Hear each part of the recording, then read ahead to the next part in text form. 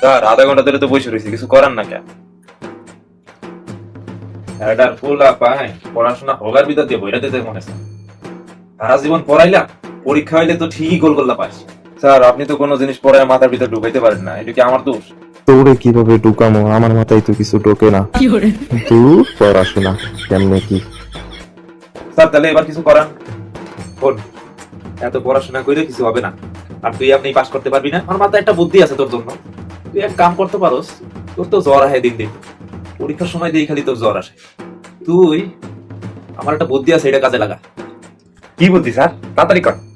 বুদ্ধি আর কি বুদ্ধি, পরীক্ষা এলে না বা ট্যাবলেট খেয়ে ঘুমাই থাকবি, একদম রুগীর আলাতে জীবন পার করবি। পরীক্ষায় যদি তুই ফেলও করিস তাও তোর কেউ কিছু বলবে না। আমার জীবনে আমি আপনার মতো স্যার দেখি নাই, পুরাই বোধাই মার স্যার। হা হা হা হা। এ কি কইলি?